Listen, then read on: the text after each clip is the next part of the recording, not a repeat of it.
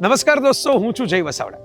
હવે જે મને વાંચતા હશે, ઓળખતા હશે, જોતા હશે એને ખબર જ હશે કે હું આનંદ પ્રેમી માણસ છું. મને મેળાઓ બહુ ગમે. તો નાનો હતો ત્યારે જન્માષ્ટમીના મેળાઓની અંદર ગોંડલમાં, રાજકોટની અંદર મમ્મી પપ્પાની આંગળી પકડીને દોડી જતો. અને પછી થોડોક મોટો થયો તો તરણેતરના મેળાઓના તો એવી મજા આવી કે એના ફોટાઓ લઈને આખી દુનિયાની અંદર ફર્યો અને દુનિયાને બતાવ્યું કે જુઓ અમારા રંગો, જુઓ અમારા માણસો. હવે છેલ્લા થોડાક વર્ષોથી હું ડાંગ વિસ્તારની અંદર આદિવાસી મેળામાં પણ જાઉં છું અને ત્યાંની સંસ્કૃતિ સાથે જોડાઈને હું એટલો પ્રભાવિત થયો છું. એટલું બધું જાણવા, સમજવા, શીખવા જેવું છે આદિવાસી મિત્રો પાસેથી કે હું ત્યાં થોડીક મોટિવેશનલ, ઇન્સ્પિરેશનલ વાતો કરું અને એ બધાને પણ બહુ મજા પડે. તો એ બધા બહુ પ્રેમ કરે અને એમની અલગ અલગ કારીગરી પણ બતાવે અને એમના વન વિસ્તારની અંદર પ્રકૃતિના ગોદમાં પણ આપણને ખેલવે. પણ આ બધા મેળાઓમાં એક મેળો બાકી રહી ગયો છે, એ છે ગરક્વાંટનો મેળો. હવે આ બહુ જાણીતો છે પણ હું જઈ નથી શક્યો કારણ કે છોટા ઉદેપુરનો આ મેળો જે છે હોળી પછી તરત જ ભરાય અને એટલો બધો વિશ્વવિખ્યાત થયો છે કે દુનિયાભરમાંથી ફોટોગ્રાફરો આવે. હવે આ મેળાની બહુ ઇન્ટરેસ્ટિંગ વાત એ જાણવા મળી કે આ વખતે હોળીનું પર્વ પૂરું થયું એ પછી જ આપણા સરકારે એની ટિકિટ બહાર પાડી છે, ટપાલ ટિકિટ, પોસ્ટલ સ્ટેમ્પ. એટલે કે આમ જુઓ તો ઇતિહાસના સુવર્ણ પૃષ્ઠ ઉપર હવે આ ક્વાંટનો મેળો જે છે એ નોંધાઈ ગયો છે. કોને કારણે? છોટા ઉદેપુરના કલેક્ટર, બહુ યુવાન કલેક્ટર છે છોટા ઉદેપુરના, એ છે ગાર્ગી જૈન. એમને કારણે, એમની નિષ્ઠા, એમની તપસ્યાને કારણે છોટા ઉદેપુરમાં ઘણું બધું નવું થઈ રહ્યું છે મને જાણવા મળ્યું. અને આપણે તો કહીએ ને કે મન મળે ત્યાં મેળો, માનવીઓ મળે ત્યાં મેળો. તો મને તો ગાર્ગીબેન જ મળી ગયા. અરે ગાર્ગીબેન પાસેથી ઘણી બધી વસ્તુ એવી જાણવા જેવી છે કે જે માત્ર કોઈ સરકારી ધારાધોરણ જ નહીં પણ અસરકારી જીવન માટે પણ દરેક વ્યક્તિને ઉપયોગી થાય. થોડી હિન્દી, થોડું અંગ્રેજી, થોડું ગુજરાતી એવી ભેળપૂરી ખીચડી પકાવીને અમે ગાર્ગીબેન સાથે વાતો કરવાના છીએ આજે. અને હું એ સફરની અંદર તમને પણ બધાને સાથે લઉં છું કે ચાલો એક વ્યક્તિ જે છે, એક પોતે સ્વયં સિદ્ધા, એક તેજસ્વી વ્યક્તિ, એમની તપસ્યાને કારણે, એમના વિચારને કારણે, એમની નવીનતાને કારણે એક વિસ્તારમાં કેવું સરસ પરિવર્તન લઈ આવી શકે અને કેવો સરસ મજાનું એક ઉદાહરણ આપણી સામે મૂકી શકે. બે સંસ્કૃતિઓને જોડવાનું અને ભારત દેશને એ રીતે આગળ લઈ જવાનું. તો આવો મળીએ છીએ, થોડો સંવાદ કરીએ છીએ અને થોડું શીખીએ છીએ, જાણીએ છીએ, સમજીએ છીએ એક તેજસ્વીની સ્વયં સિદ્ધા ગાર્ગી જૈન પાસે, કલેક્ટર છોટા ઉદેપુર. નમસ્કાર ગાર્ગી મેમ. હું તો આ બધું જાણતો હતો, એમાં મને ખબર પડી કે તમે છોટા ઉદેપુરના કલેક્ટર તરીકે આવીને કંઈક જાદુની છડી પેલી હેરી પોટરમાં હોય, you have got a magic wand, કે તમે તો કંઈક નવી સૃષ્ટિ ઊભી કરી દીધી એ વિસ્તારમાં. પણ તમને મળીને મારે અભિનંદનની સાથે જાણવું છે કે તમે રાજસ્થાનની અંદર આઈટીના સેક્ટરમાં હતા અને માઇક્રોસોફ્ટ જેવી મલ્ટીનેશનલ કંપનીમાં તમને જોબ પણ મળી ગઈ હતી. તો એમાંથી તમે આ કલેક્ટર બનવાનું કેમ પસંદ કર્યું, સિવિલ સર્વિસમાં આવવાનું કેમ પસંદ કર્યું? ઓકે, જ્યારે હું માઇક્રોસોફ્ટમાં હતી ત્યારે મારા પેકેજ બહુ સરસ હતા અને ત્યારે 1-1.5 મહિના તો મને બહુ સરસ લાગતું હતું. ડેલી ઓફર, માઇક્રોસોફ્ટ, ગૂગલ, આ જે મલ્ટીનેશનલ કંપનીઝ છે એમના વર્ક એન્વાયરમેન્ટ જે છે આ બહુ સરસ હોય છે. એવું નહીં કે તમારે 9 વાગે આવવાનું અને 5 વાગે જવાનું છે. જેટલા તમારા કામ છે એક દિવસમાં પતાવીને તમે જ્યારે તમારે આવવાનું હોય ત્યારે તમે આવી શકશો અને જ્યારે જવાનું હોય તમે ત્યારે જઈ શકશો. તો એવી રીતે એમના જે વર્ક કલ્ચર હોય છે, એન્વાયરમેન્ટ હોય છે, બહુ મજાના હોય છે અને તમારા એજના જ લોકો હોય છે. તો બધી વસ્તુઓ એકદમ સરસ હોય છે. પણ ત્યાં એક જે મને નડતું હતું, આ એક જ વસ્તુ હતી કે સવારે જઈને સાંજે સુધી મારે કમ્પ્યુટર સામે બેસીને કોડિંગ કરવાનું હતું. તો તમે એક દિવસ કોડિંગ કરો, બીજા દિવસ કરો, ત્રીજા દિવસ, તો આટલું બધું તમે રોજે રોજ એક જ કામ સવારથી સાંજે સુધી કરો તો એકદમ જે મોનોટનસ તમને લાગે છે કે કેમ મારે એક જ શેડ્યુલ રોજે રોજ ફોલો કરવાનું છે. અને એના પછી પણ તમને આજે શું કહીએ સેટિસ્ફેક્શન હોય છે, આ મળતું નથી. ત્યાં મોનેટરી સેટિસ્ફેક્શન એટલે કે સેલરી બહુ સરસ અને એ તો નિયમ છે, તમે એકનું એક કામ રિપીટ કરો એટલે બોર્ડમ, કંટાળો વધતો જ જાય. એકદમ આવું છે. તો મોનેટરી સેટિસ્ફેક્શન હતું પણ જે મેન્ટલ સેટિસ્ફેક્શન હોય છે, જે તમને લાગે કે આ તો આપણે એક દિવસે આજે એવું એટલા બધા કામો કર્યા અને મને બહુ સરસ લાગે છે કે આ વ્યક્તિ માટે હું આ જ કરી અને મારા માટે આ જ કરી. તો આજે સેટિસ્ફેક્શન હતું, આ મિસિંગ હતું. એટલા માટે એક દિવસ મારા મગજમાં આવ્યું કે મારે આ નથી કરવાનું, બીજું કંઈ કરવાનું છે. તો આ દિવસે નક્કી કરી લીધું કે માइक्रोसॉफ्ट छोड़ीने બીજું કરવાનું છે. तो जब माइक्रोसॉफ्ट छोड़ना है ये नक्की हो गया था, बट जाना कहाँ है, कहाँ ऐसा है कि आपको मॉनेटरी सेटिस्फैक्शन जो है उसके अलावा जो मेंटल सेटिस्फैक्शन है वो मिले, काम करके अच्छा लगे, रात को आप सो तो आपको नींद अच्छी आए कि हाँ मैंने एक मुझे लाइफ मिली थी उसमें कुछ ऐसा किया है, नाउ आई एम सेटिस्फाइड कि मैंने अब ऐसे ऐसे अपने नेशन को सर्व किया. तो वो क्या क्या ऑप्शंस हैं. તો એટ ધ ટાઈમ 2012 યુપીએસસીના રિઝલ્ટ આવ્યું હતું. ન્યૂઝપેપર જ્યારે હું વાંચતી હતી ત્યારે જ મને ખબર પડી કે યુપીએસસી એક બોડી હોય છે જે દર વર્ષે સિવિલ સર્વિસીસ એક્ઝામિનેશન કન્ડક્ટ કરાય છે. તો જ્યારે હું સિવિલ સર્વિસીસ એક્ઝામિનેશનના બારામાં જોઈ હતી ત્યારે મને લાગ્યું કે સિલેક્શન થાય કે નહીં થાય આ તો બીજી વસ્તુ છે, પણ એમની જે તૈયારી છે આ તૈયારી પછી કદાચ હું એક વેલ ઇન્ફોર્મ્ડ પર્સન બની શકશું અને મારી પર્સનાલિટી એક જે શું કહીએ સારી પર્સનાલિટી તરીકે મોલ્ડ થશે. તો એટલા માટે આ દિવસે હું ડિસાઈડ કરી કે માइक्रोसॉफ्ट છોડીને મારે સિવિલ સર્વિસીસની પ્રિપેરેશન કરવાની છે. આ તો મેં મજાકમાં કહ્યું કે પીએમ કે પ્રેસિડેન્ટ બની શકે. આપણે જાણીએ છીએ કે બહુ લિમિટેડ સ્કોપ છે, બધાથી તો ન બની શકાય. રાજકીય નેતાઓ પણ બધા ત્યાં પહોંચી નથી શકતા. પણ આપણે એક સિવિલ સર્વિસની અંદર આવીએ ને તો મેં જોયું છે એક જમાનામાં હું પણ એનો એસ્પિરન્ટ વિદ્યાર્થી હતો કે એક નાનો પીસ તો બની શકીએ છીએ આખી ગ્રાન્ડ ડિઝાઇનનો. સો ક્યાંક આપણે એક આપણી પોતાની નાનકડી છાપ છોડી શકીએ છીએ રાષ્ટ્ર નિર્માણમાં, કે ભવિષ્યની પેઢી થોડી યાદ કરે, થોડી સમझे कि भाई कोई हमारा માટે આ કરી ગયું, कुछ तो है जो आपने किया आपको भी वो सेटिस्फैक्शन. राइट. और एक जिला भी संभालना वो भी कोई कम बात तो नहीं है ना. वो भी आप पूरा जिला संभालती है तो आपके ऊपर भी बहुत जिम्मेदारियां रहती है और समाहर्ता के तौर पे आपके ऊपर आशाएं भी बहुत लोगों की रहती है. तो ये भी कम बात नहीं है. ये भी अपने जिले के तो आप तो ऐसा कह सकते हो कि कलेक्टर के तौर पे आप ही डिसीजन मेकर हो. તો સિવિલ સર્વિસ પાસ કરી અને ગુજરાત તમે પસંદ કર્યું કે ગુજરાત આવી ગયું એમ? જ્યારે મારા સિલેક્શન થયા ત્યારે કર્ણાટકા કાડર મને અલોટ થયું હતું અને મેરેજ પછી સરકારની પોલિસી હોય છે કે તમે કાડર ચેન્જ કરી શકશો. મારા હસબન્ડ પણ સિવિલ આઈએએસ ઓફિસર છે 2012 બેચના. તો મેરેજ ગ્રાઉન્ડ ઉપર મારા ટ્રાન્સફર ગુજરાતમાં થઈ ગયા. એ ગુજરાતમાં જ છે? હા, ગુજરાતમાં જ હતા. તો મારા પણ ટ્રાન્સફર અહીંયા જ થયું. વાહ, એ ગુજરાતને સરસ ભાગ્ય મળ્યું, કારણ કે છોટાઉદેપુર માટે તમે કેવું બધું કર્યું છે જે અગાઉ પહેલા નહોતું થયું. મારા પણ ભાગ્ય છે કે જે આપણા ગાંધીજી સરદારની ભૂમિ છે ત્યાં મને પણ કામ કરવાના મોકા મળ્યું છે. સિવિલ સર્વિસનું તો એસ્ટાબ્લિશમેન્ટ જ સરદાર પટેલે કરેલું. અંગ્રેજોના ગયા પછી લોકો એવું વિચારતા હતા કે આ માળખું પણ ફેરવી નાખીએ, પણ સરદાર સાહેબે કહ્યું કે ના આપણે એનું ભારતીયકરણ કરીએ અને એમાંથી વધારે સારું કેમ બની શકે એ જોઈએ. તો વિથ ધેટ નોટ આપણે છોટાઉદેપુરની વાત આગળ વધારીએ આપણે યાત્રાની સાથે જ. તો મેમ તમે છોટાઉદેપુર આવ્યા અને મને જાણવા મળ્યું કે તમે દોડો છો બહુ. હમણાં તમને હું મળ્યો ને એ પહેલાં મને તમારા વિશે એવું કહેવામાં આવ્યું કે મેડમ તો રોજના 10-15 કિલોમીટર દોડી શકે છે, એટલે તમે ચાલો બહુ તો તમે ધ્યાન રાખજો, મેડમનું ધ્યાન રાખવાની જરૂર નથી. તો મારે ફિટનેસનું પહેલાં પૂછવું છે, પછી આપણે છોટાઉદેપુરની વાત કરીએ કે તમને આ ફિટનેસનું ઓબ્સેશન ક્યાંથી આવ્યું? મોટાભાગે સિવિલ સર્વિસમાં જઈને લોકોને તેમ જોઈએ ગાદી તકિયા છે, ગાડી છે, ફાઇલ ઉપાડવા માટે માણસો છે, આપણે ક્યાં બધું કરવાની જરૂર છે? ફિટનેસ ઉપર મારા ધ્યાન કદાચ જ્યારે હું કોલેજમાં હતી, 12th પછી મારા વજન બહુ વધી ગયા હતા. સ્કૂલમાં હું ફિઝિકલી બહુ એક્ટિવ હતી, બધા કોમ્પિટિશનમાં સ્પોર્ટ્સમાં પણ પાર્ટિસિપેટ કરતી હતી.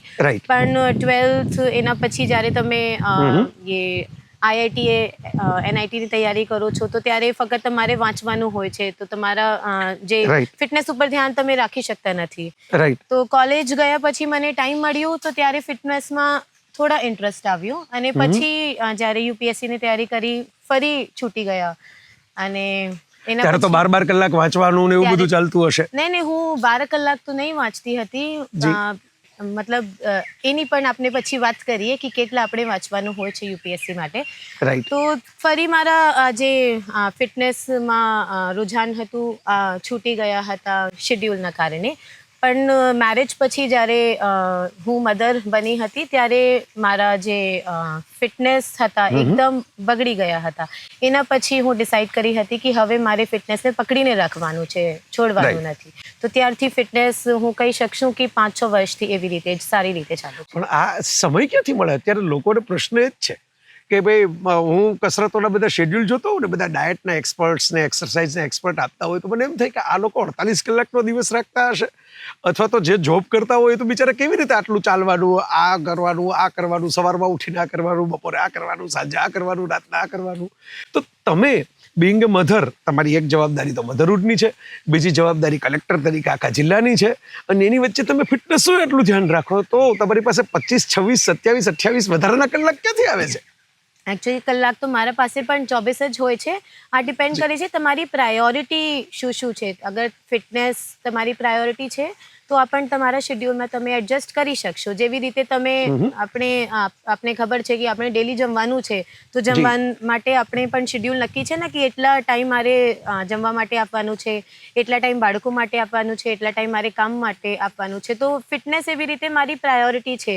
તો જેવી રીતે મારે મારી પ્રોફેશનલ લાઈફ, પર્સનલ લાઈફ જોવાની છે, એવી રીતે જ મારા માટે, પોતાના માટે મારે એટલા ટાઈમ આપવાના છે. તો 1 કલાક તમે ઇઝીલી નીકાળી શકશો. આ તો હું ખાસ કહીશ, બધા ગુજરાતના મિત્રો ધ્યાન રાખજો. એમાં હું પણ આવી ગયો. મેં ધીરે ધીરે કામ શરૂ કર્યું છે મારા શરીર ઉપર, અને આપણા માટે બધા મજાકમાં એમ કહેતા હોય છે કે અથાણાની બરણી અને ગાંઠિયા જલેબી જેવા ગુજરાતીઓ થતા જાય છે. તો આપણે આ શીખવા જેવું છે કે ફિટનેસ ઉપર કામ કરવા માટે સમય હોય જ છે, જો આપણે એને પ્રાયોરિટી આપીએ તો. This is wonderful line ma'am. આ બધાએ એવું નથી કે ભાઈ તમારે મારે સાંભળતા હોય એમણે, આખી દુનિયાએ જો વધારે જીવવું હોય અને સારું જીવવું હોય તો ફિટ તો રહેવું પડશે. બિલકુલ સહી વાત. પણ એમાંથી આપણે સિવિલ સર્વિસની વાતમાં પાછા જશું, પણ મને યાદ આવી ગયું કે તમે છોટાઉદેપુરને દોડતું કરતી હતું. અને છોટાઉદેપુર, હવે જે નાનો, આમ ઘણા લોકોને આમ નામ પડે એટલે ખ્યાલ આવે, આગળ છોટા આવે છે એટલે ઘણા લોકો સમજે કે આ ઉદયપુરથી નાનકડું છોટું છે, નાનું ઉદયપુર મિની છે. એમાં મેરેથોન થાય. મેરેથોન તો મોટા શહેરોમાં પણ એનજીઓ કરતી હોય છે, અને તંત્ર મેરેથોન કરે. અને કેટલા બધા લોકો, મને હું વાંચ્યું એક જગ્યાએ, આંકડો કદાચ મને કરેક્ટ કરજો, કે 15,000 જેટલા લોકોએ ભાગ લીધો. તો 15,000ની મેરેથોન તો અમદાવાદમાં પણ માન થતી હોય, તો તમે છોટાઉદેપુરમાં આ ચમત્કાર કેવી રીતે કર્યો? આપણા જે વડાપ્રધાન શ્રી છે, મુખ્યમંત્રી શ્રી છે, બંને ફિટનેસ ઉપર, ફિટ ઇન્ડિયા મૂવમેન્ટ ઉપર બહુ બધા કામો કરે છે, અને સ્પોર્ટ્સમાં બધા લોકો પાર્ટિસિપેટ કરે, એક્ટિવ રહે, એના ઉપર પણ બહુ બધી વાતો કરે છે, પોલિસીઝ લાવે છે, પોલિસીઝ ઇમ્પ્લિમેન્ટ પણ થાય છે. જ્યારે હું છોટાઉદેપુરમાં આવી હતી, આ જ મહિનામાં હું એક મેરેથોનમાં પાર્ટિસિપેટ કર્યું હતું. હાફ મેરેથોન ઇવેન્ટ હતા દિલ્હીમાં. તો દિલ્હી, વડોદરા, મુંબઈ, મોટા મોટા સિટી આપણે જોઈએ તો ત્યાં તો આ યરલી ઇવેન્ટ હોય છે, દર વર્ષે થાય છે, અને એક જ વર્ષમાં કદાચ 10-12 મેરેથોન ઇવેન્ટ ત્યાં ઓર્ગેનાઇઝ હોય છે. પણ છોટાઉદેપુર એવા જિલ્લા છે જ્યાં આપણી બધી પોપ્યુલેશન ટ્રાઇબલ છે, અને એમના માટે અગર આપણે ડિસ્ટ્રિક્ટ એડમિનિસ્ટ્રેશન મારફતે એવા કંઈ ઇવેન્ટ ઓર્ગેનાઇઝ કરાવી શકીએ જેમાં બધા લોકો પાર્ટિસિપેટ કરી શકશે, જોઈ શકશે કે ખરેખર શું એમના માટે તકો છે. કેમ કે આજે મારા જિલ્લાના લોકો છે, એમના નેચરલ એથ્લેટિસિઝમ એમના પાસે હોય છે, એકદમ કેપેબલ છે, ફિઝિકલી ફિટ છે. એટલે એ તમે નિરીક્ષણ કર્યું જી, કે એમની ફિટનેસ પોતાની તો છે જ, નેચરલ છે, એમને એક તક જોઈએ છીએ. તો આજ ફર્સ્ટ મહિનામાં જ અમે લોકો પ્લાન કર્યા કે એક મેરેથોન ઇવેન્ટ અહીંયા કરાવવાનું છે. ઓલમોસ્ટ 1 વર્ષ પછી સક્સેસફુલી અમે ડિસ્ટ્રિક્ટ એડમિનિસ્ટ્રેશન મારફતે, આખા ગુજરાત સરકારના સપોર્ટ પણ હતા, તો એક બહુ સરસ હાફ મેરેથોન ઇવેન્ટ, જેમાં 5 કિલોમીટર, 10 કિલોમીટર અને હાફ મેરેથોન એટલે 21 કિલોમીટર 3 કેટેગરી રાખી હતી. 15,000 જેટલા પાર્ટિસિપન્ટ્સ આવ્યા હતા. મારા છોટાઉદેપુર જિલ્લાના સ્કૂલના બહુ બધા છોકરાઓ, દીકરાઓ હતા, અને દિલ્હી, મુંબઈ ઇન્ટરનેશનલ પાર્ટિસિપન્ટ્સ પણ હતા. અને એની એક સ્પેશિયલ જે છાપ આપણે કહી શકીએ કે જે રૂટ અમે લોકો નક્કી કર્યા હતા, આ કેનાલની બાજુમાં, એકદમ કેનાલથી લગતા એક રૂટ હતા. આપણી જે મોટી મોટી સિટીઝ છે ત્યાં તો આપણે રોડ ઉપર કરતા હોઈએ, યસ, દોડવાનું હોય અને છે, રોડ બંધ કરાવે એના માટે ખાસ મને ખ્યાલ છે. તો એક સાઈડ આપણે ફોરેસ્ટ હતું, એક સાઈડ આપણે કેનાલ હતું, એકદમ નેચરલ એન્વાયરમેન્ટ હતા. આમાં તો દોડવાનું જોશ પણ વધી જાય, બહુ જોશ વધી જાય છે, અને બહુ મજા આવે છે એકદમ નેચરલ એન્વાયરમેન્ટ પર. તો બહુ સક્સેસફુલ આ ઇવેન્ટ થયું હતું.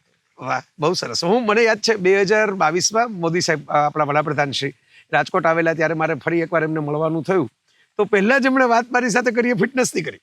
એમણે શરૂઆત જ ત્યાંથી કરી કે જય તારું પેટ છે ને એ બહુ વધી ગયું છે, તો આને ઓછું કર. મેં તો ઓછું કર્યું એના પછી, હવે સાહેબ મળશે તો જોઈ શકશે.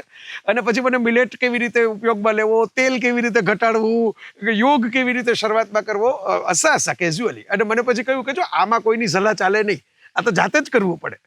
એટલે આ બહુ મહત્વની વાત છે કે ભાઈ આપણા પીએમ પણ એટલા ચિંતિત છે આ વાત માટે કે ભાઈ પ્રજાને ખાલી બીજો વિકાસ આપીએ તો ઠીક છે, પણ પ્રજા શારીરિક રીતે ફિટ નહીં હોય તો વિકાસના ફળ એન્જોય કેવી રીતે કરશે? સાચી વાત. તો આ તમે પણ આ બહુ સરસ રીતે વિઝન ઇમ્પ્લિમેન્ટ કર્યું. એ મને ગમ્યું કે ભાઈ તમે આ એવો પ્રયોગ કર્યો. અને જે તમે હમણાં બોલ્યા એની પણ આપણે આગળ વાત કરવી છે, થોડું ચાલતા ચાલતા આપણે એ પણ વાત કરી લઈએ. તો મેમ આપણે વાત થતી હતી કે તમે છોટાઉદેપુરમાં જઈને, જે આપણે જેને ટ્રાઇબલ કહીએ છીએ, પણ ખરેખર હવે દુનિયા આખી જેને બહુ ચાહે છે મૂળ નિવાસી તરીકે, હું ફર્યો એમાંથી મને ખબર પડી. ખરેખર તો મને ગુજરાતમાંથી જ ખબર પડી જવી જોઈતી હતી, પણ હું ન્યૂઝીલેન્ડ ગયો, હું ઓસ્ટ્રેલિયા ગયો, હું કેનેડા ગયો, હું અમેરિકા ગયો, ત્યારે ખબર પડી કે દુનિયા તો નેટિવ જે પ્રજા છે એને કેટલું સન્માન આપે, એની ભાષા ખાસ કોર્સ કરાવે, એના પ્રતિનિધિત્વ સંસદની અંદર રાખે, એના ફ્લેગ રાખે, અલગ અલગ જગ્યાએ સિમ્બોલ્સ રાખે, બધી જગ્યાઓમાં પણ રાખે.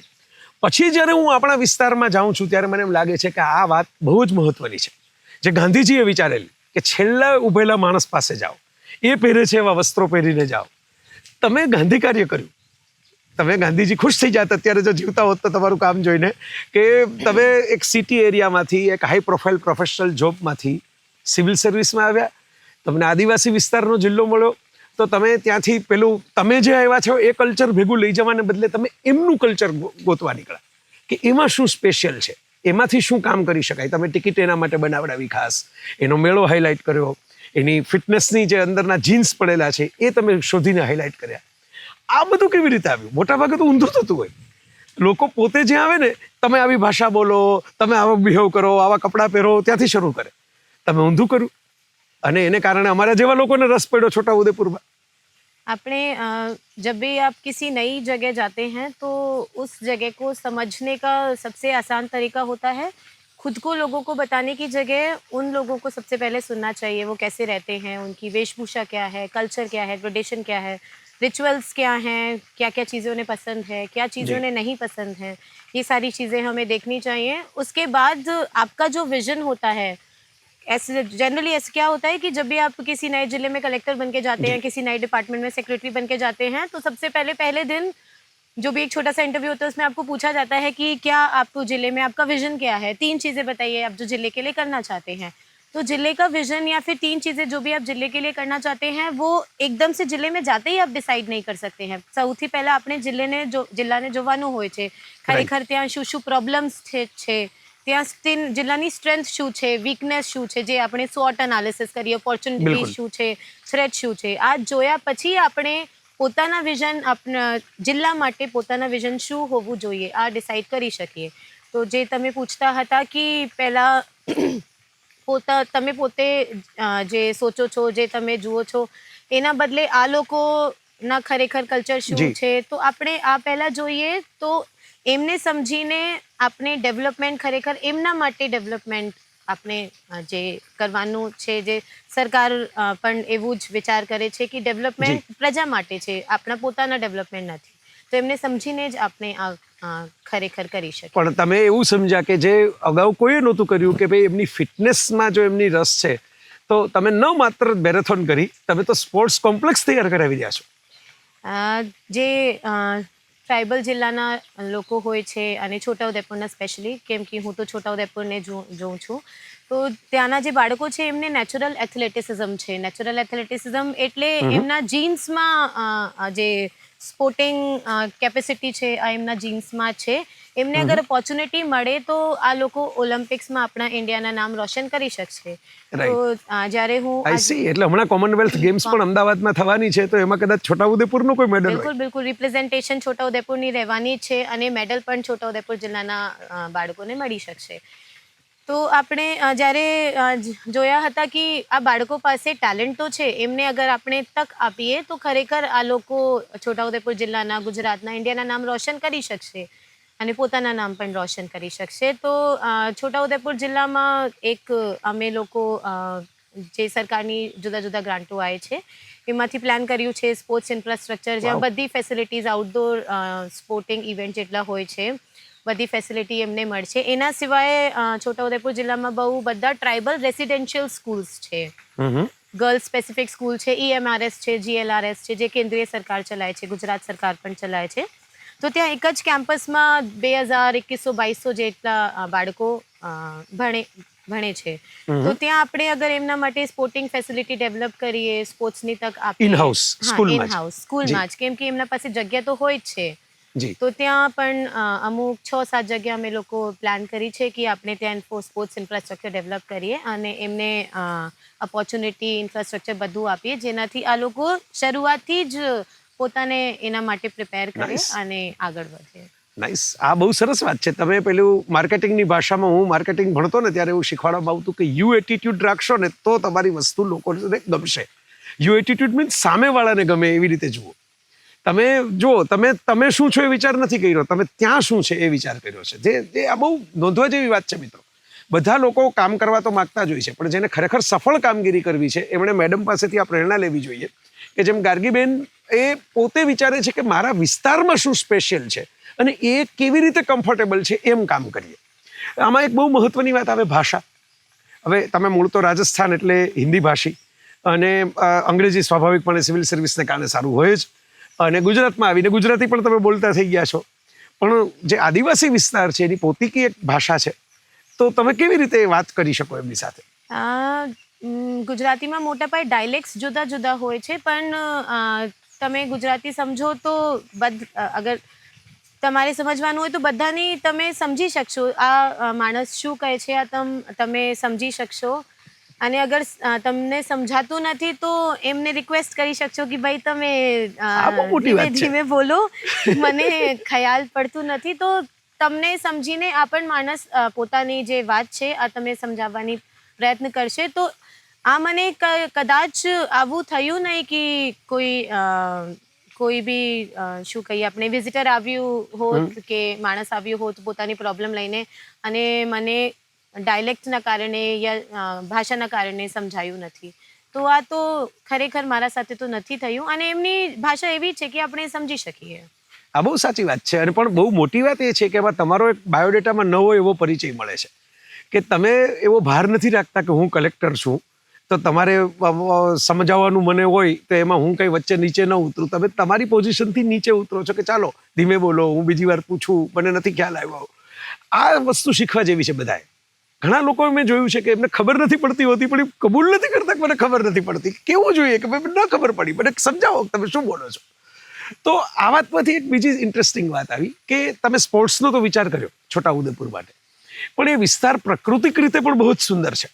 એવો બધો સુંદર છે. આપણે અહીં જે ચાલી રહ્યા છીએ આ પણ એક સરસ મજાનું સુંદર જગ્યા છે, પણ આવી સુંદરતા તો હજારો વર્ષોથી કુદરતે એમને આપી છે. માણસે બનાવવી નથી પડતી મહેનત કરીને.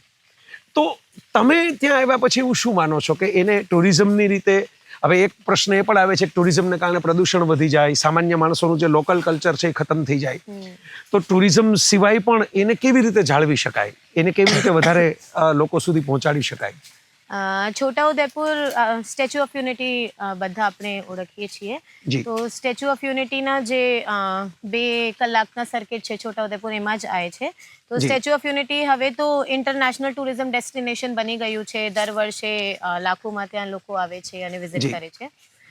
તો સ્ટેચ્યુ ઓફ યુનિટીના નજીકમાં જ એટલી પ્રાકૃતિક રીતે સુંદર જગ્યા છે જ્યાં આપણે અગર ઇકો ટુરિઝમ ડેવલપ કરીએ તો જે છોટાઉદેપુરના લોકો છે એમના માટે ઓલ્ટરનેટિવ એમ્પ્લોયમેન્ટ ઓપોર્ચ્યુનિટીઝ એમને મળશે, અને જે ટુરિસ્ટ બહારથી આવે છે, આજકાલના જે ટુરિસ્ટ હોય છે એમને એકદમ natural environment, eco tourism, city લાઈફથી બહાર જઈને આ બધું નેચરલી આપણે કેવી રીતે રહી શકીએ, એટલે એમને 5 સ્ટાર હોટલ કરતા પેલી જે કુદરતી વાતાવરણ વધારે ગમે છે. વાતાવરણ ગમે છે. તો આપણે ઇકો ટુરિઝમ તરીકે ઇકો ટુરિઝમના પ્રોસ્પેક્ટ્સ જોઈએ તો છોટાઉદેપુરમાં બહુ બધા છે. એવી રીતે અમે લોકો પ્રયાસ કરી રહ્યા છીએ. ગુજરાત સરકાર પણ ગુજરાત સરકાર પ્રયાસ કરે છે. છોટાઉદેપુરમાં હાફેશ્વર કરીને એક જગ્યા છે કમાડ તાલુકામાં, જે મધ્યપ્રદેશ, મહારાષ્ટ્ર અને ગુજરાતના બોર્ડર ઉપર આવે છે. રિલિજિયસ મહત્વ એમના બહુ બધા છે. નર્મદા ત્યાંથી જ શરૂ થાય છે. હું હાફેશ્વરના દર્શન કરી આવ્યો છું એટલે મને ખબર છે. અને પાણી જેમ જેમ ભરાય એમ પાછું એ શિવલિંગ ક્યારેક નીચે જાય પછી એક નવું મંદિર એ લોકોએ બનાવ્યું છે. એવું છે. તો ત્યાં પ્રાકૃતિક રીતે અને રિલિજિયસ રીતે બંને રીતે એમની જે બહુ મહત્વપૂર્ણ જગ્યા છે. તો ત્યાં પણ ડેવલપમેન્ટ અત્યારે થઈ રહ્યું છે. એના સિવાય છોટાઉદેપુરમાં બહુ બધી ટ્રેક્સ છે, નાની નાની મોટી મોટી ટ્રેક્સ છે. આજકાલ અગેન જે પ્રેઝન્ટ એડલ્ટ્સ હોય છે, એડલ્ટ્સ હવે તો આપણે એજ તો ફક્ત એક નંબર જ છે. બહુ બધા લોકો છે જે ફિટનેસ કોન્શિયસ છે, જેમને નેચરલ એન્વાયરમેન્ટ ગમે છે. તો આ લોકો ત્યાં આવીને નાના નાના જે ટ્રેક્સ છે, વોટરફોલ્સ પણ છે. જે મોન્સૂન સિઝન હોય છે ત્યારે વોટરફોલ્સ 4-5 એવા વોટરફોલ્સ છે, ધારસીમેલ એવી રીતના બીજા બધા પણ છે. ત્યાં આવીને વિઝિટ કરે છે. તો આ બધા ટુરિઝમ પ્રોસ્પેક્ટ્સ ત્યાં બહુ વધારે છે. અમે લોકો ગુજરાત સરકાર મારફતે આ બધું ડેવલપ થાય, ફૂટફોલ વધારે થશે એના માટે પ્રયત્ન કરી રહ્યા છીએ. તો એનાથી જે આપણે પોલ્યુશનની વાત કરતા હતા, પોલ્યુશન નહીં થાય કેમ કે આપણે નેચરલી ટુરિઝમના ડેવલપમેન્ટ ત્યાં કરીએ. એમના એટલે બહુ નવા કન્સ્ટ્રક્શન મોટા મોટા થાય એવું નહીં થાય, કેમ કે એમની બ્યુટી જ નેચરલ ટુરિઝમ છે. તો આપણે કેમ બધા કન્સ્ટ્રક્શન કરવાનું છે? વાહ, આ સરસ વાત છે. કારણ કે આ પણ એક મોટો વિવાદનો પ્રશ્ન છે.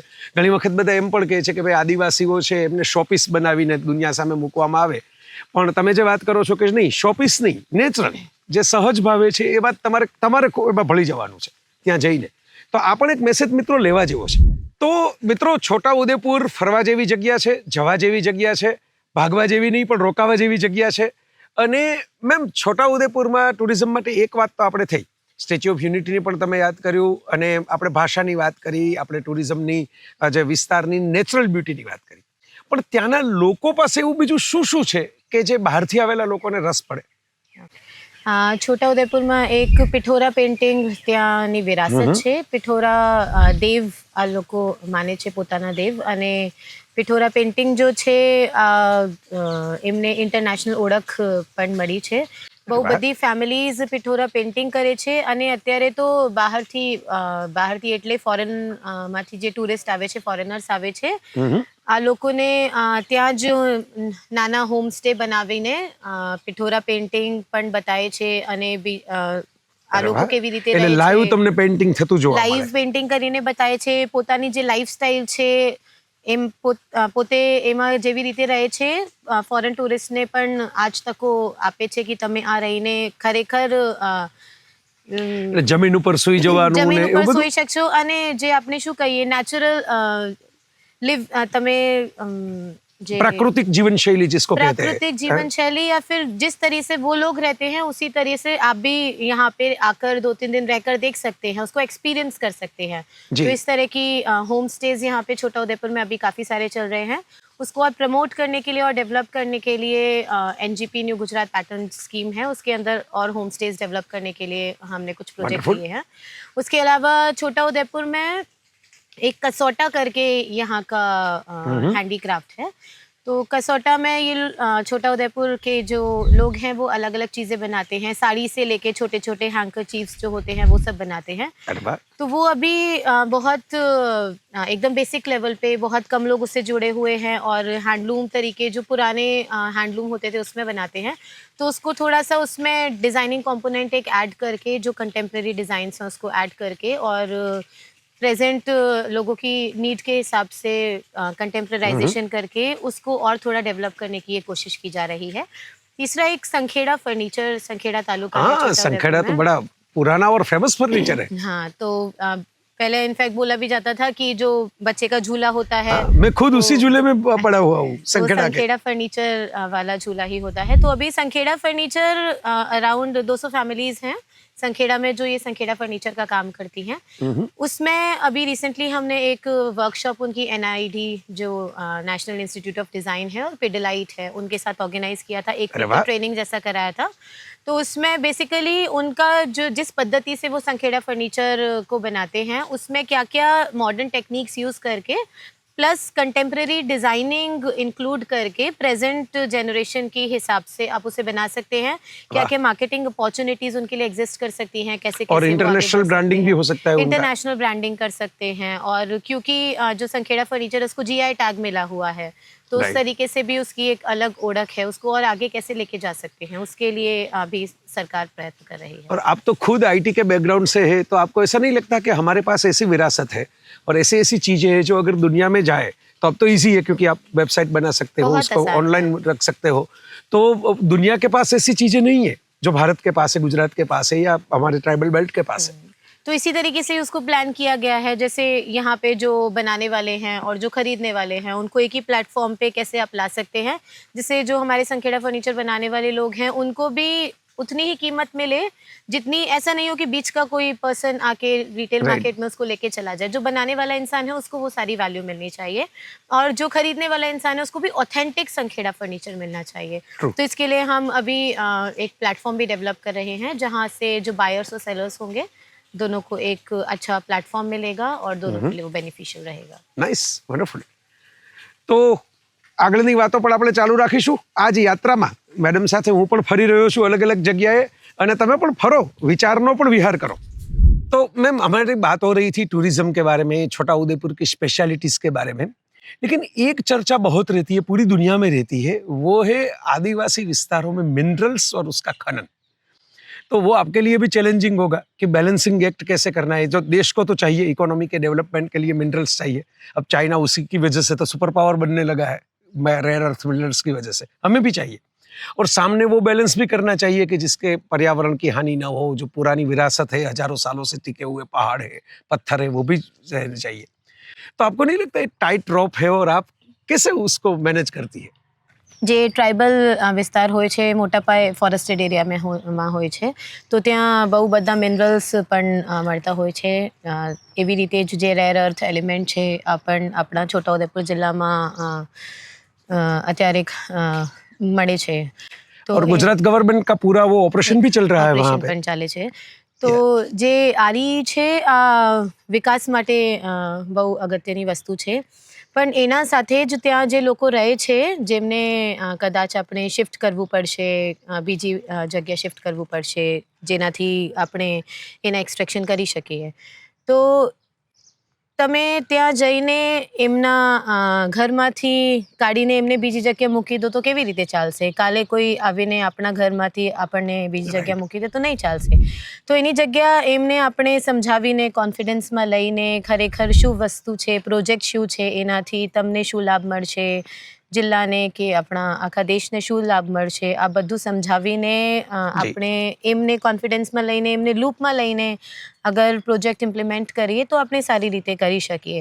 અને ફોર્સફુલી ફક્ત વન સાઇડ ડાયલોગ આપકી અમે તો ભાઈ ડિસાઇડ કરી દીધું કે અમે કાલે આવીને અહીંયાથી એક્સટ્રેક્ટ કરીએ, તમારે જ્યાં જવાનું હોય તમે જઈ શકશો, તો એવી રીતે આપણે કરીએ તો કોઈ બી પ્રોજેક્ટ સફળ નહીં થશે। તો જે સ્થાનિક લોકો છે એમને કોન્ફિડન્સમાં લો, એમના માટે આપણે રિહેબિલિટેશન રીસેટલમેન્ટ પ્રોજેક્ટ બનાવીએ, એમને શિફ્ટ કરીએ, બીજી ઓપોર્ચ્યુનિટીઝ આપીએ, કેમ કે તમે એમને એમના ઘરમાંથી બીજી જગ્યા શિફ્ટ કરવાના છો, તો બધી રિસ્પોન્સિબિલિટી તમારી જ હોવી જોઈએ કે તમે કેવી રીતે એમને સેટલ કરી શકશો।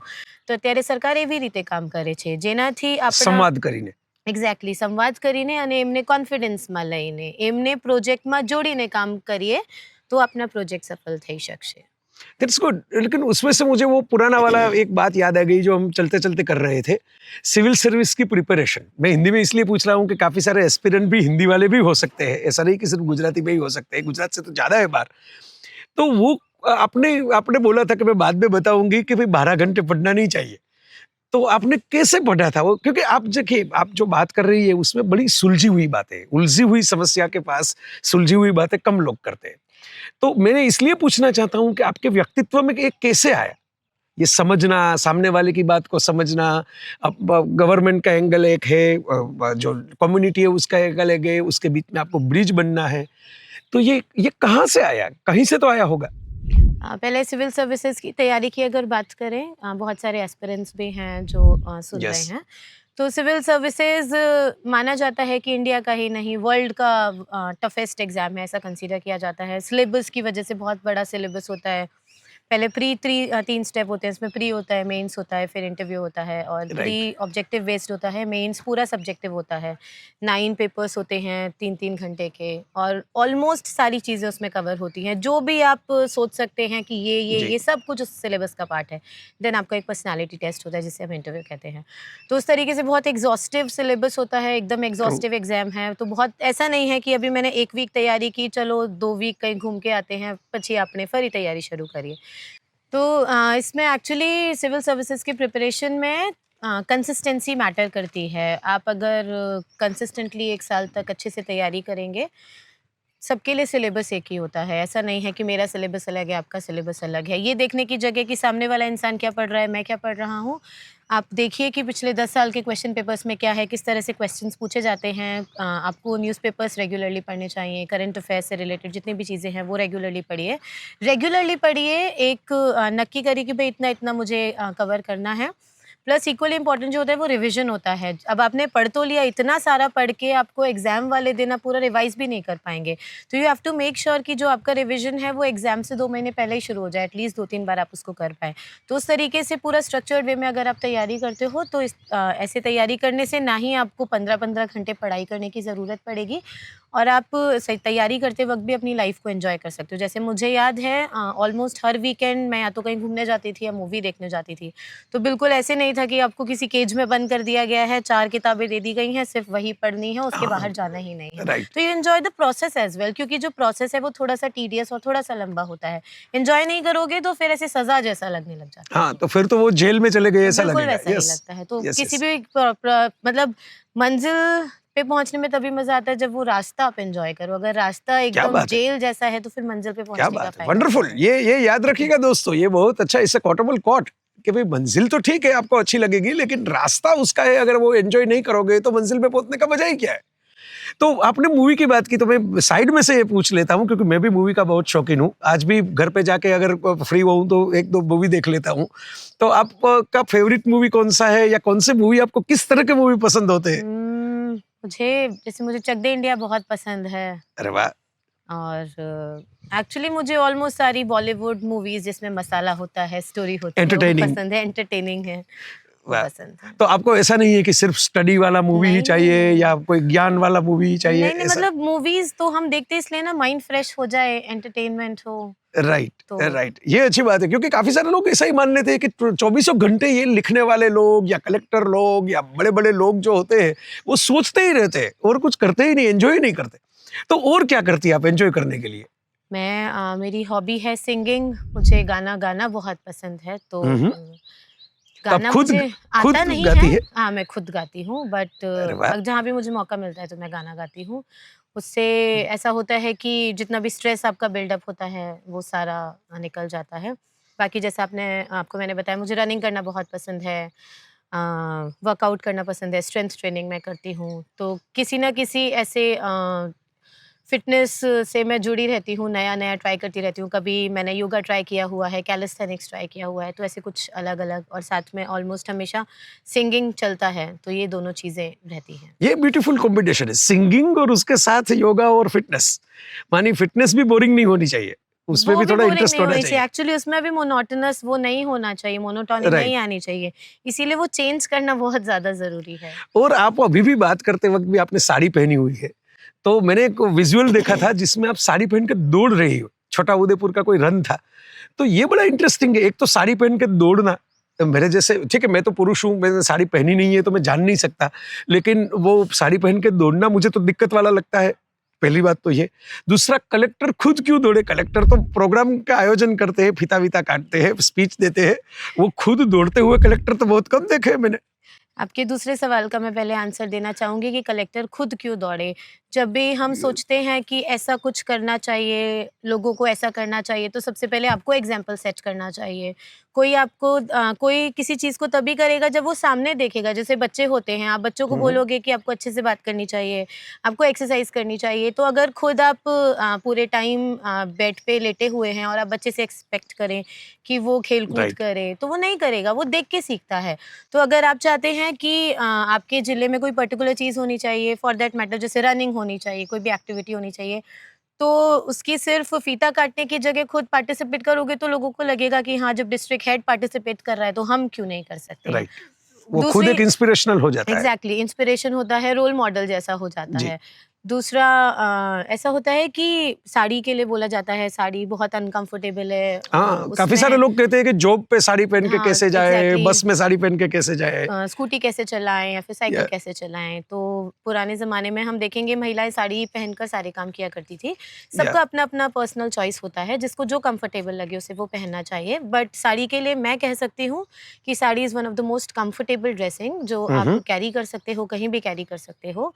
और साड़ी में दौड़ना उतना ही आसान था जितना आप एक ट्रैक सूट पहन के दौड़ते हो। तो I जो see. हमने छोटा उदयपुर में अभी रिसेंटली जनवरी में 1 किलोमीटर का एक साड़ी रन ऑर्गेनाइज किया था, उसमें अराउंड 1500 जितनी महिलाओं ने ओ, पार्टिसिपेट 1500 महिलाओं ने 1500 महिलाओं सबने ने साड़ी किया था। पहनी हुई थी? सबने साड़ी पहनी थी और ये वो महिलाएं हैं जो घर पे मोस्टली घर पे ही रहती हैं, अलग अलग घर के काम करती हैं या फिर छोटा मोटा बाहर का काम करती हैं, खेती से जुड़ी हैं, पशुपालन से जुड़ी हैं।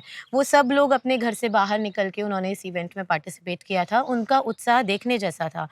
तो उन सबको एक ऐसी अपॉर्चुनिटी मिली कि वो भी इस हम्म। फिटनेस रिजीम को एंजॉय कर सकती हैं, बाहर आके एंजॉय कर सकती हैं, खुद को एकदम फ्री छोड़ सकती हैं।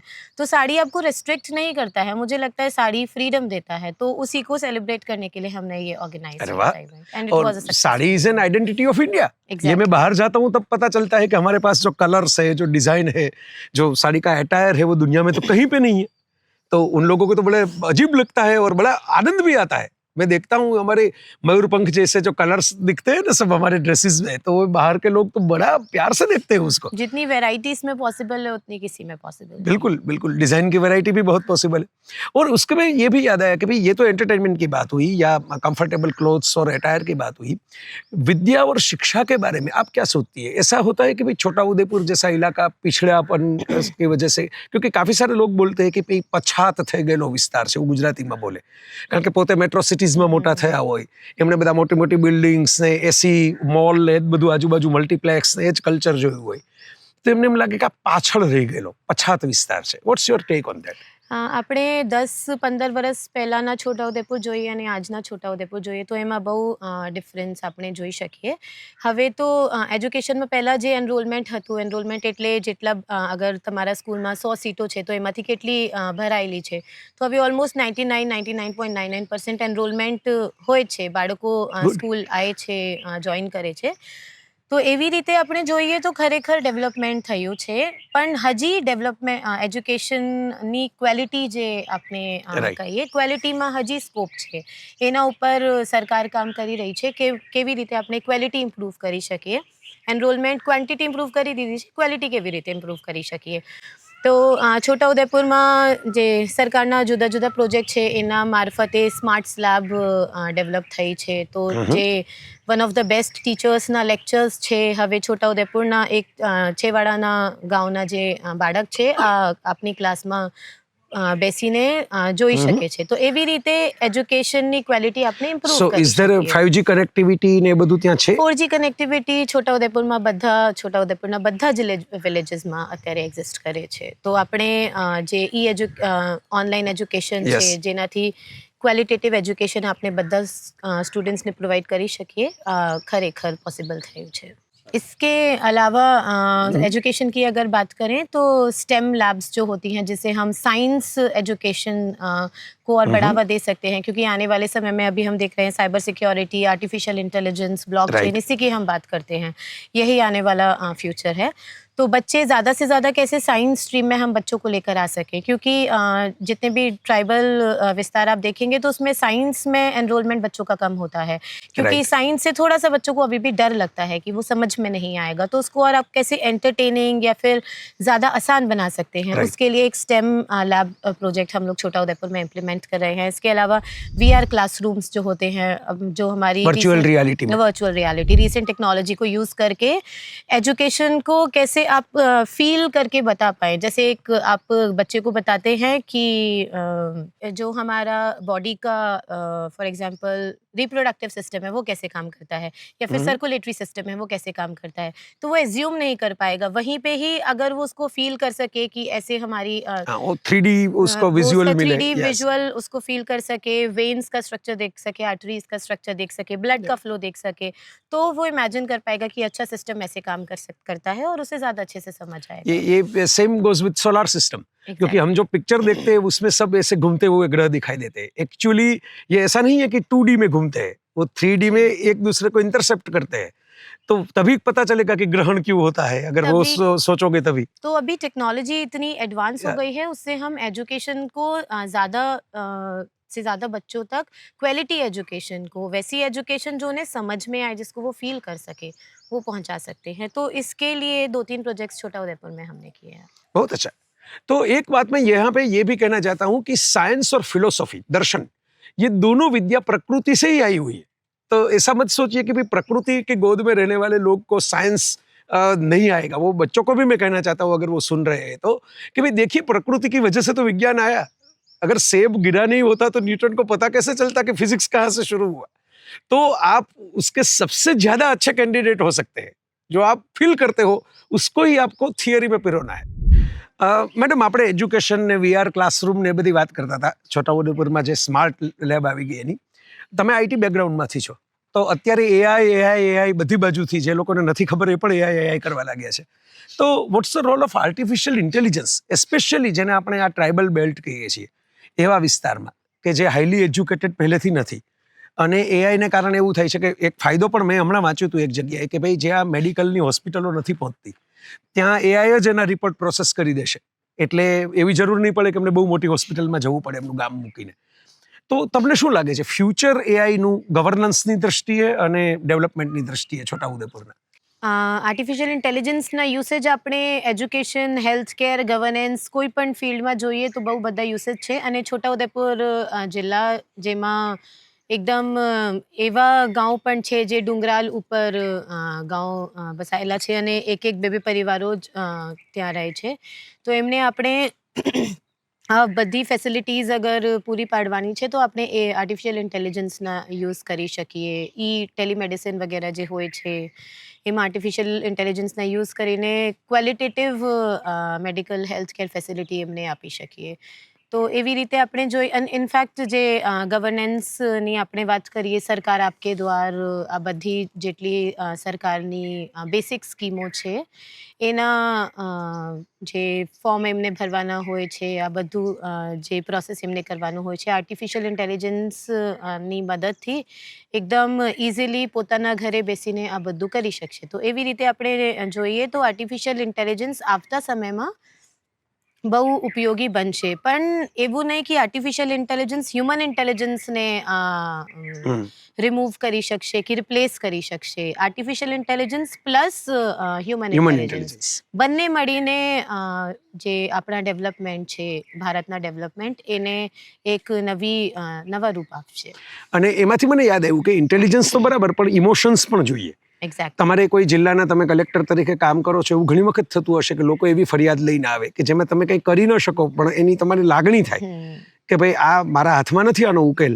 તો એ ઇમોશન્સથી ક્યારેક એ પ્રશ્ન ઉકેલાય ઇન્ટેલિજન્સ કરતા, વોટ આઈ ઓબ્ઝર્વ. તો તમને એવું ક્યારે થયું છે એઝ એ કલેક્ટર કે ક્યારે તમને એવો સુખદ કે દુઃખદ એવો અનુભવ થાય કે જ્યાં તમને એમ થાય કે ભાઈ આ થયું તો તમને બહુ આનંદ થયો કે વાહ આ કેવું સરસ કામ મારા હાથે થયું, અને ક્યાંક તમને રાતના સૂતી વખતે થોડો રંજ પણ રહે કે ભાઈ આ થયું હોત તો બહુ સારું થાત? બહુ બધી એવી વસ્તુઓ હોય છે. દાખલા તરીકે આપણે જોઈએ અમુક સ્કીમો એવી હોય છે જેમાં જે ક્રાઇટેરિયા હોય છે આ બહુ ટાઈટ ક્રાઇટેરિયા હોય છે કે એવી રીતના જ માણસો એના બેનિફિશરી બની શકશે. थोड़ा भी अगर उसमें फ्लेक्सिबिलिटी हो तो कुछ ऐसे लोग हैं ज़रूरतमंद, उसको भी आप इंक्लूड कर सकते हैं। तो इस तरह की चीज़ें होती हैं जब आपको लगता है कि थोड़ा सा अगर फ्लेक्सिबिलिटी प्रोसीजर्स में हो तो ज़्यादा लोगों तक हम स्कीम का बेनिफिट पहुंचा सकते हैं। लेकिन उसका लिमिटेशन ये होता है कि फ्लेक्सिबिलिटी कितने लेवल तक चाहिए, कितनी चाहिए। तो इस तरीके से जो पूरा सिस्टम होता है वो बेसिकली उसमें चेक्स एंड बैलेंसेस होते हैं कि फ्लेक्सिबिलिटी भी एक लिमिट तक होनी चाहिए, जिससे Right. ऐसे लोग नहीं हो जिन्हें स्कीम का बेनिफिट नहीं मिलना चाहिए, क्योंकि वो फिर लेके तो चले करप्शन जाएं। हाई हो जाएगा अगर Exactly. फ्लेक्सिबिलिटी ज्यादा देंगे। लेकिन अगर फ्लेक्सिबिलिटी रिजिडिटी इतनी ज़्यादा है कि आप थोड़े से ऐसे लोग हैं जिनको ખરેખર બેનિફિટ મળવું જોઈએ, આ લોકો આ સિસ્ટમ આવશ્યકતા નથી, તો આપણે ક્યારેક આ લાગે છે કે ભાઈ આ થોડા કદાચ હતું તો વધારે સારું હતું। इसके अलावा जैसे मैंने आपको थोड़ी देर पहले हम बात कर रहे थे, संखेड़ा फर्नीचर की बात कर रहे थे और जी। इको टूरिज्म की बात कर रहे थे, स्टेम लैब्स की बात कर रहे थे, स्पोर्ट्स इंफ्रास्ट्रक्चर की बात जी। कर रहे थे। तो ये सारे इनिशिएटिव्स ऐसे हैं जिससे छोटा उदयपुर के बच्चे हैं और एक और इसमें मैं ऐड करना चाहूँगी फूड प्रोसेसिंग। छोटा उदयपुर बेसिकली एग्रीकल्चर पे डिपेंड है उसकी इकोनॉमी। तो एग्रीकल्चर में वहाँ पे इंडस्ट्रियलाइजेशन इतना नहीं है, इंडस्ट्रीज़ बहुत ज़्यादा प्रेजेंट नहीं है। तो आप एग्रीकल्चर में ही कैसे और अपॉर्चुनिटीज़ प्रोवाइड कर सकते हैं ऑल्टरनेटिव एम्प्लॉयमेंट के लिए। तो उसके लिए अभी हम लोग फूड प्रोसेसिंग पे काम कर रहे हैं। फूड प्रोसेसिंग, वैल्यू एडिशन, तो उनके कोल्ड जो चेन नेचुरल डेवलपमेंट, रिसोर्सेज वाले फूड होते हैं, जैसे शहद होता है और ऐसे सब। शहद होता है, प्लस जैसे यहाँ पे कस्टर्ड एप्पल होता है, हम्म। बनाना होता है, मकई होती है। तो अगर हम राइट। मकई का एग्जांपल लें तो कॉर्नफ्लेक्स हम देखते हैं कि कॉर्नफ्लेक्स ब्रेकफास्ट में सिटीज़ में बहुत यूज़ होता है। तो कैसे छोटा उदयपुर की मकई में वैल्यू एडिशन होके कॉर्नफ्लेक्स बन के इंडिया के अलग-अलग दैट्स पार्ट्स तक इंटरेस्टिंग, जा क्योंकि सकता मकाई है। में तो अमेरिका ही रहता है कि भाई अमेरिकन एग्जैक्टली। मकाई। तो जो चीज़ यहाँ पर ऑलरेडी एग्जिस्ट करती है, जैसे हमने बात की कि जो यहाँ ऑलरेडी यहाँ की स्ट्रेंथ है, उसमें ही हम कैसे थोड़ा सा ट्वीकिंग करके उससे ही ऑल्टरनेटिव एम्प्लॉयमेंट अपॉर्चुनिटीज़ क्रिएट करके यहाँ के लोगों को फ़ायदा दे सकते हैं। तो इसमें हम काम कर रहे हैं। तो ये 5-6 चीज़ें ऐसी हैं जो छोटा उदयपुर का जो डेवलपमेंट है, छोटा उदयपुर की जो स्ट्रेंथ्स हैं उसको यूज़ करके छोटा उदयपुर का डेवलपमेंट कर सकता है। उसमें जो एग्जिस्टिंग रिचुअल्स, कस्टम्स हैं उसको चेंज करने की ज़रूरत नहीं है। बस उनको समझ के एक पर्टिकुलर डायरेक्शन थोड़ा-सा प्रोवाइड करके हम डेवलपमेंट तक लेके जा सकते हैं। तो ये आपकी हैप्पीनेस मोमेंट है। ये हैप्पीनेस इंडेक्स इंक्रीज़ कर देता है। राइट राइट, क्योंकि मैं सोचता हूँ कि भाई देखिए, आप तो एक मदर भी है, आप एक प्रोफेशनल भी रह चुकी है और आप एक वाइफ भी है, यानी आपका पूरा एक परिवार भी है। तो आपको ड्यूटी के जाने के लिए क्या मोटिवेट करता है, क्या पुश आता है अंदर से कि भाई हर सुबह आपको लगे कि चलो ये ड्यूटी तो करनी ही है? क्योंकि इतने सालों के बाद आपको तो ऐसा भी लग सकता है कि भाई चलो मैं मदर के तौर पे ही ज़्यादा काम करूं, या मेरा हस्बैंड तो आईएएस ऑफिसर है ही, मैंने देख लिया आईएएस का काम कैसा है। तो आपको कुछ तो ऐसा होगा ना जो आपको चैनलाइज करता है काम करने के लिए। जैसे हमारे प्रधानमंत्री जी हैं, वो 18 घंटे 20 घंटे काम करते हैं और कुछ ही घंटे हैं जो उनके बाकी चीज़ों में निकलते हैं। तो ऐसा क्या फैक्टर होता है जो ऐसे लीडर्स को हमेशा पुश करता है कि आपको करते रहना चाहिए? अगर हम इंडिया को देखें, इंडिया के किसी भी डिस्ट्रिक्ट को देखें, तो डेवलपमेंट कभी भी ख़त्म नहीं होता है। ऐसा नहीं जी। है कि हमने सोचा कि हमें इतना करना है, उसके बाद बस हो गया इसका विकास, अब आगे कुछ बचा ही नहीं है जहाँ तक हमें लेके जाना है। एजुकेशन की अगर आप बात करेंगे, तो सबसे पहले हमारी प्रायोरिटी थी कि सारे बच्चे स्कूल आएँ। अब सारे बच्चे स्कूल आ रहे हैं, तो हम इंश्योर करना चाहते हैं कि उनमें से कोई भी किसी भी दिन एब्सेंट नहीं हो विदाउट एनी रीज़न। बच्चे एब्सेंट भी नहीं हो रहे हैं, तो सारे बच्चों को ऐसी एजुकेशन मिलनी चाहिए जो एजुकेशन उनका यस। विकास करे। एजुकेशन सिर्फ एजुकेशन के लिए नहीं, उनके विकास के लिए होनी चाहिए। उनको सारी ऐसी अपॉर्चुनिटीज़ मिलनी चाहिए, सबको मिलनी चाहिए। ऐसा नहीं है कि जो सिटीज़ में बच्चे रहते हैं उनको जो अपॉर्चुनिटीज़ मिल रही हैं वो हमारे छोटा उदयपुर ज़िले के लोगों को ना मिलें। जो सिटीज़ में अपॉर्चुनिटीज़ बच्चों को मिल रही हैं वो यहाँ भी मिलनी चाहिए। तो वो नेवर एंडिंग प्रोसेस है डेवलपमेंट। तो अगर आपने एक टारगेट नक्की किया कि इस 1 महीने में मुझे इंश्योर करना है, एक छोटा-सा एग्ज़ाम्पल लेते हैं कि मेरी हाइपोथेटिकल सिचुएशन 100 आंगनवाड़ी हैं, वो डेली खुलनी चाहिए, डेली वहाँ पे 100% बच्चे आने चाहिए। तो वहाँ पे ख़त्म नहीं हो जाता है। फिर मैं फ़ोकस करूँगी कि बच्चे आ रहे हैं तो वो कैसे उनको हम एजुकेशनल फ्रेमवर्क में एंगेज करके रखें, नई नई चीज़ें सिखाएं, बच्चे जो मैल न्यूट्रिशन बच्चे हैं उनको उस सर्कल से बाहर निकालें, उससे बाहर निकल गए फिर आगे स्टेप पे लेके जाएं। तो इस तरीके से आप देखोगे तो हमेशा कुछ ना बड़ी कुछ बड़ी जो है, एग्जाम आती है उनको क्रैक कर उसको सके। क्रैक करें तो कुछ ना कुछ ऐसा है जो बाकी रह जाता है, तो वो आपको पुश प्रोवाइड करता है कि अच्छा अभी आपने ये छोटा सा अचीव किया है तो आप इसको भी अचीव कर सकते हो और आगे लेके जा सकते हो। तो छोटे छोटे से अचीवमेंट आपको बहुत बड़ा सपना ड्रीम देखने के लिए प्रेरित करते हैं और फिर आप उस पे काम करते जाते हो, तो वो जो मोनोटोनी की हमने बात की थी वो भी नहीं रहती, क्योंकि प्रॉब्लम्स बहुत डाइवर्स होती हैं। ऐसा नहीं है कि सिर्फ एक ही फील्ड में प्रॉब्लम है, हर फील्ड में अलग अलग चैलेंजेस प्रॉब्लम्स होते हैं। तो उस तरीके से आप हमेशा पुश कर सकते हो अपने आप को। तो आप ऐसे यंग कलेक्टर काम कर रही हो तो ऐसा भी हो गया होगा कि कभी थ्रेट आ जाए, कभी कोई ऐसी करप्शन की बात आ जाए, या कभी कोई ऐसा कोई लोकल पर्सन हो उसको अच्छा ना लगे आप जो कुछ काम कर रही हो, तो आप उसको हैंडल, उसका स्ट्रेस नहीं आता कभी उस वजह से, नेगेटिविटी का? नेगेटिविटी, स्ट्रेस, ये सारी चीज़ें क्योंकि आप काम करते हो तो ये सारी चीज़ें हमेशा रहेंगी ही। ऐसा नहीं है कि हमेशा अच्छी अच्छी चीज़ें ही रहें। बहुत सारे प्रॉब्लम्स आते हैं, किसी पर्टिकुलर प्रॉब्लम का आप सल्यूशन लेकर आते हैं तो नई प्रॉब्लम खड़ी हो जाती है। कुछ पर्टिकुलर लोगों को प्रॉब्लम होती है कि आपने ऐसे क्यों इम्प्लीमेंट किया, ऐसे क्यों नहीं किया। जिसको वेस्टेड इंटरेस्ट कहते हैं उनको भी अच्छा नहीं लगता कुछ बिल्कुल आप नया कर रहे हो तो। हाँ, ऐसा हो सकता है। तो इन सब चीज़ों का एक ही सॉल्यूशन है कि हमें पता होता है प्रॉब्लम्स आने वाली ही हैं, तो you have to be prepared for all those problems. और कभी भी अगर आपको पता है आप सही कर रहे हो तो फिर डरने की ज़रूरत आपको है ही नहीं। और उसके साथ ही जैसे अगर आप किसी चीज़ को एन्जॉय करते हो, जैसे मैं सिंगिंग को करती हूँ या वर्कआउट करने को करती हूँ, तो उसमें टाइम देते हो तो अपने आप वो स्ट्रेस जितना बिल्डअप होता है वो उससे रिलीज़ हो जाता है। That's interesting. और उसमें से मुझे ये भी याद आ गया है, जो पहले भी बातों में आपने बताया कि आपके 2 छोटे-छोटे बच्चे हैं और आपकी एक पूरी फैमिली लाइफ भी है, आपके हस्बैंड भी है, वो भी गवर्नमेंट जॉब में है, तो वो भी बिज़ी रहेंगे और रहते होंगे। तो आप अपने लिए, अपने परिवार के लिए वक़्त कैसे ढूँढ पाती है? यानी घूमने जाना, साथ समय बिताना या बच्चों की देख-रेख करना, उनको भी तो मम्मी चाहिए। अगर छोटी-छोटी बातों के, छोटे बच्चों को तो ज़्यादा चाहिए, तो आप वो कैसे मैनेज कर सकती है? जैसे मैंने पहले आपको बताया था कि इट्स अगेन प्रायोरिटी वाली, आपकी प्रायोरिटी पे डिपेंड करता है कि आपकी प्रायोरिटी क्या है। तो प्रोफेशनल और पर्सनल लाइफ दोनों साथ में मैनेज करना, मैं ये नहीं कहूँगी बहुत ईजी है, बट मैनेजेबल है। आप मैनेज कर सकते हो अगर आपको पता है कि ये आपकी प्रायोरिटी है। ऑफिस टाइमिंग्स आपके फिक्स होते हैं। बहुत कभी कभी ऐसा होता है इमरजेंसी सिचुएशन में एकदम टाइमिंग्स होते ही नहीं है, कभी भी आपको जाना पड़ सकता है। बट મોટા પાયે આવું હોય છે કે તમારા ટાઈમિંગ્સ નક્કી હોય છે કે તમારે સવારે એટલા વાગે જવાનું છે, સાંજે એટલા વાગે તમે આવી જશો. એના સિવાય તમે તમારા ટાઈમ પોતાના માટે અને પોતાની ફેમિલીને આપી શકશો. અને જનરલી જે વર્કિંગ પ્રોફેશનલ્સના બાળકો હોય છે, जी। बहु मैं मेरे पर्सनल एक्सपीरियंस से बोलती हूँ कि जैसे मेरे दोनों बच्चे हैं वो एकदम ऐसे ओवर पैम्पर्ड सॉफ्ट ऐसे बच्चे नहीं हैं जो बहुत ज़्यादा डिपेंडेंट हैं या डिपेंडेंट पेरेंट्स से के ज़्यादा ऊपर। पेरेंट्स को डिसिप्लिन बनाना चाहिए बस बच्चों बट को। डिसिप्लिन बनाना चाहिए, थोड़ा सा रफ भी बनाना चाहिए, हाँ, ये सही बात है। इंडिपेंडेंट बनाना चाहिए। ऐसा नहीं है कि हर चीज़ So के लिए they उन्हें can पेरेंट्स manage with चाहिए। every situation. Exactly. और वो अपने आप बच्चे बन जाते हैं। आप जैसा उन्हें एनवायरनमेंट प्रोवाइड करोगे, बच्चा जैसे वो मिट्टी का घड़ा होता है, वो उसको हम शेप देते हैं, जो शेप देंगे वो उसमें ढल जाता है। तो बच्चे ऐसे ही होते हैं, जैसा बनाओगे वो वैसे बन जाएंगे।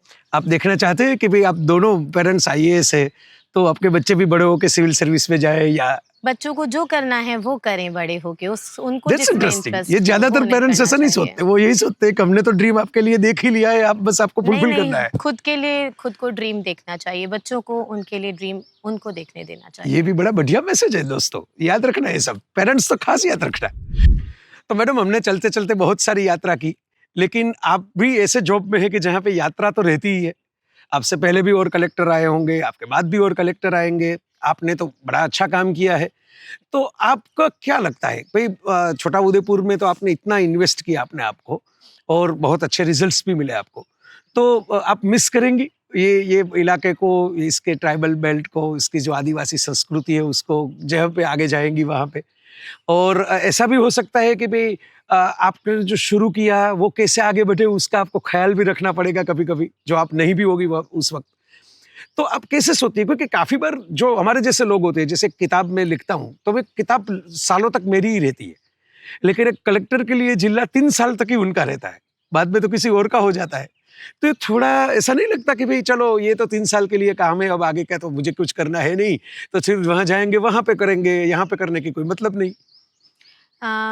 एक जैसे पहले आपने पूछा कि इस जिले को आप मिस करेंगे, नहीं करेंगे, और कितना आप अटैच्ड होते हैं, नहीं होते हैं। तो जो जब आप मदर बनते हैं, जो आपका पहला बच्चा होता है, उसके साथ एक स्पेशल अटैचमेंट होता है, क्योंकि मदरहुड आप फर्स्ट टाइम देख रहे होते हैं। True. तो सिमिलरली एज अ कलेक्टर छोटा उदयपुर मेरा फर्स्ट जिला है, तो इसके साथ एक स्पेशल अटैचमेंट है जो लाइफ टाइम एग्जिस्ट अरे करेगा। क्या बात है। और छोटा उदयपुर ने मुझे काम करने की बहुत सारी अपॉर्चुनिटीज़ दी हैं। पर्सनल फ्रंट पे मैंने यहाँ बहुत एंजॉय किया है, हर तरीके से बहुत एंजॉय किया है। छोटा Udaipur is a beautiful district.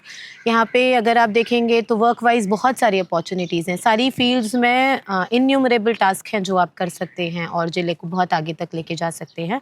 तो उस तरीके से छोटा उदयपुर ऐसा है जो it will always remain close to my heart.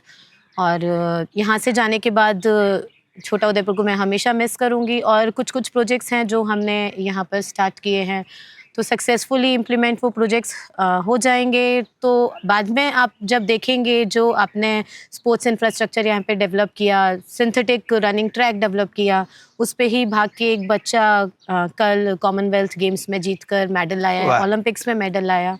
तो दैट विल गिव यू जो सेटिस्फैक्शन आपको हमेशा से चाहिए, वो सेटिस्फैक्शन प्रोवाइड। और मैं तो गुजरात में ही बड़ा हुआ हूँ, तो मैंने देखा है गुजराती लोग अच्छे काम करने वाले अधिकारी को लाइफ टाइम याद करते हैं। ऐसा नहीं कि आप ही याद करेंगी, वो भी याद करेंगे, ये मुझे मालूम है। हम छोटे थे तो जो जो ऐसे कलेक्टर आते थे कि जिन्होंने कुछ काम करके, या पुलिस के ऐसे कमिश्नर आते थे, आज भी उनकी कहानियां हम सुनते रहते हैं कि ये इन्होंने आके ये कर दिया था, इन्होंने आके वो कर दिया था। So it's a mutual admiration कि बहुत भाई बार ऐसा होता है, आपको लगता है बहुत अच्छा काम कर रहे हो, लोगों को नहीं लगता है।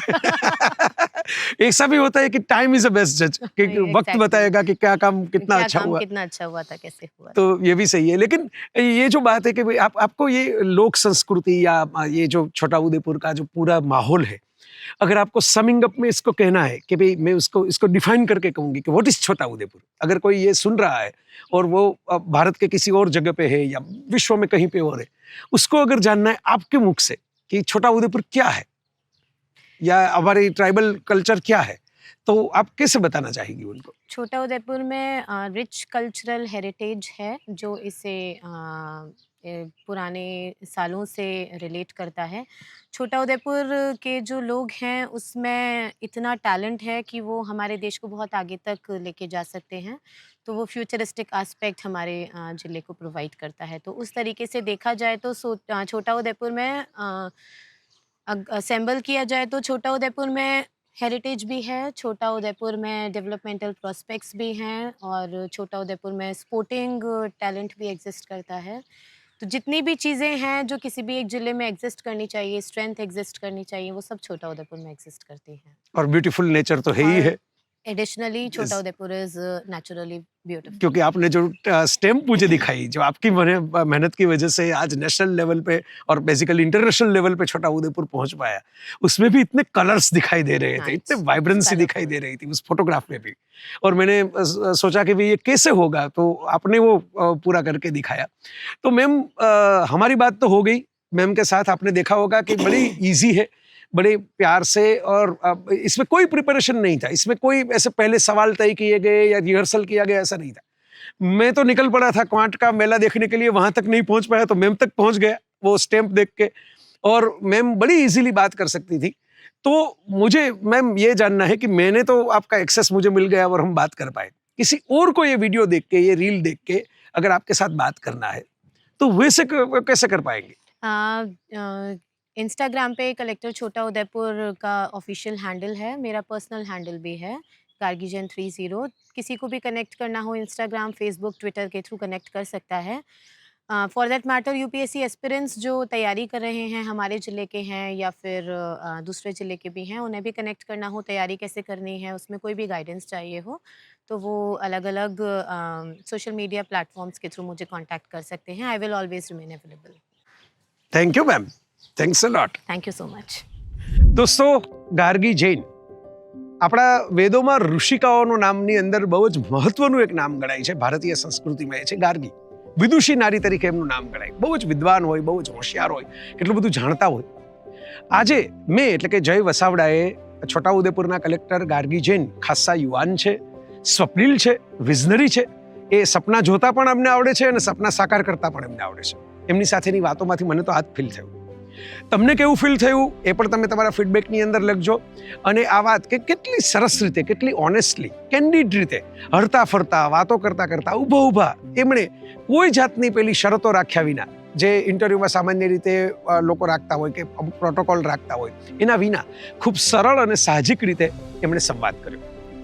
તો આ ખરા અર્થની અંદર જે આધુનિક ગાર્ગી એટલે કે આધુનિક ભારતના વિદુષી નારી કેવા હોય, જે બંને, જેમને આધુનિકતા પણ હોય, જેમની પાસે આઈટી પણ હોય અને જેમની પાસે સાડી પણ હોય, જેમની પાસે સિવિલ સર્વિસની અંદરનું એક મોટું વિઝન પણ હોય, એક એડમિનિસ્ટ્રેટિવ પાવર પણ હોય, અને એની સામે બાળકોનું એક મધરહુડ, એક માતૃત્વ પણ હોય, જેમને સ્પોર્ટ્સમાં પણ એક સરખો રસ પડે અને પોતે દોડે અને પોતે બધાને મોટિવેટ કરે અને એના માટેના કોમ્પ્લેક્સ બનાવે, અને એની સાથે આર્ટ, ક્રાફ્ટ અને ટ્રાઇબલ હેરિટેજ, નેચરલ એલિમેન્ટ્સ, એમાં પણ જેમને એટલો જ રસ પડતો હોય, જે પોતાના ઘરને જેમ ડેવલપ કરે એવી જ રીતે પોતાના હાથમાં આવેલા જિલ્લાને પણ ડેવલપ કરે, અને એની પ્રગતિમાં જાણે એક ખેડૂત પોતાના ખેતરને જોઈને ખુશ થાય, એક માં પોતાના સંતાનને જોઈને ખુશ થાય, એવી રીતે ખુશી અનુભવે. તો ગાર્ગી જૈનને મળીને મને ખૂબ જ સારું લાગ્યું.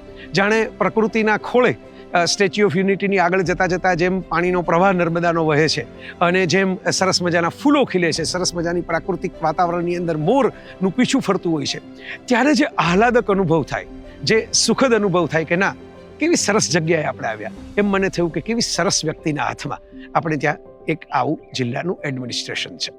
તો ફરીથી મળીશું ક્યારેક આવા જ સંવાદોના સ્વરૂપે હરતા ફરતા.